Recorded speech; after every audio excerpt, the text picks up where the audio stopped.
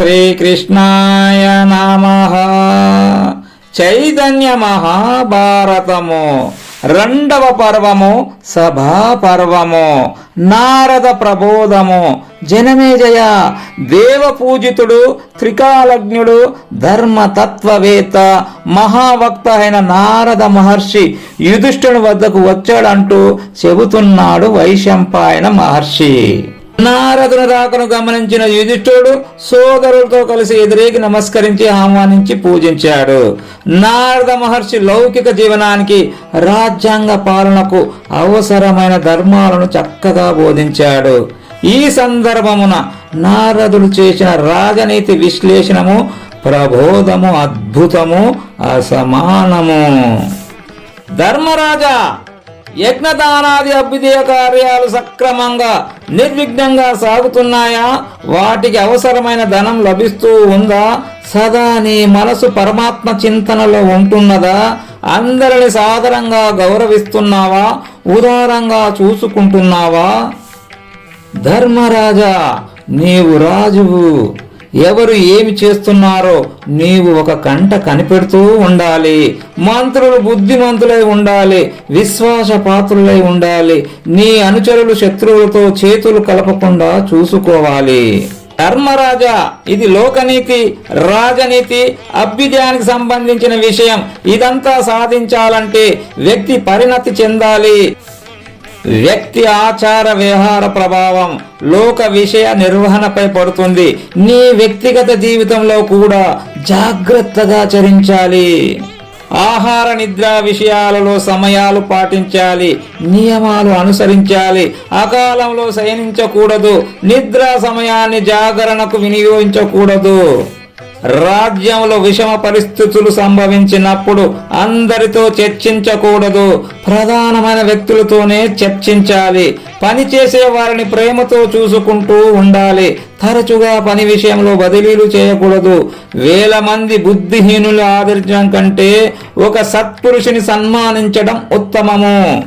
పరాక్రమవంతుల్ని, ప్రజ్ఞావంతుల్ని విస్మరించకూడదు. వారిని సన్మానించి పదోన్నతి కల్పించాలి.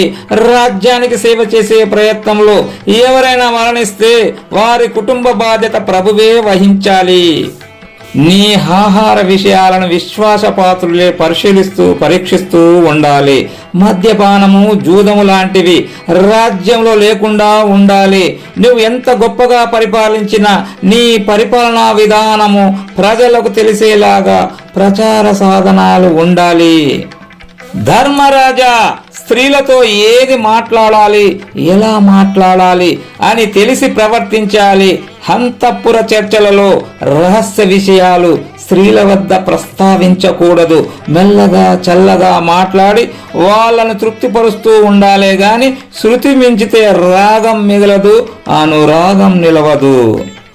ప్రతిపక్షాల వారు కార్యార్థమై నీ వద్దకు వచ్చినప్పుడు కల్లెర్ర చేయకూడదు. సాధు సంగత్వాన్ని విస్మరించకు. దాన ధర్మాలు మరచిపోకు. పన్నులు వసూలు చేసే అధికారులను కనిపెడుతూ ఉండు. వికలాంగులను, అనాథలను, సాధువులను పోషించే బాధ్యత ప్రభుదేనని గుర్తుపెట్టుకో అని నారదుడు అనేక విషయాలను ప్రబోధించగా వాటిని విని తృప్తి చెందిన యుధిష్ఠిరుడు మహర్షి పాదాలకు నమస్కరించాడు. మహర్షి, మీ కృప వల్ల మీరు ఇప్పుడు ఎలా చెప్పారో అలాగే నేను నడుచుకుంటున్నాను. మీరు వివరంగా చెప్పడం వల్ల నా బుద్ధి అధికంగా జ్ఞాన లబ్ధిని పొందింది. మహాత్మా, ధర్మజ్ఞులు, ధార్మికులైన నా పూర్వీకులు ఏ మార్గంలో చరించారో ఆ మార్గంలోనే నేను చరిస్తున్నాను అని పలికాడు ధర్మరాజు. జనమేజయ, మయుడు నిర్మించి ఇచ్చిన మయసభను ధర్మరాజు నారద మహర్షికి చూపి, భగవాన్, మీరు త్రిలోక సంచారులు, ఇలాంటి సభా మందిరం మరెక్కడైనా చూశారా అని ప్రశ్నించాడు యుధిష్ఠిరుడు. నాయనా ధర్మరాజా, ఇలాంటి సభాభవనాన్ని మానవ లోకంలో నేను ఎక్కడా చూడలేదు.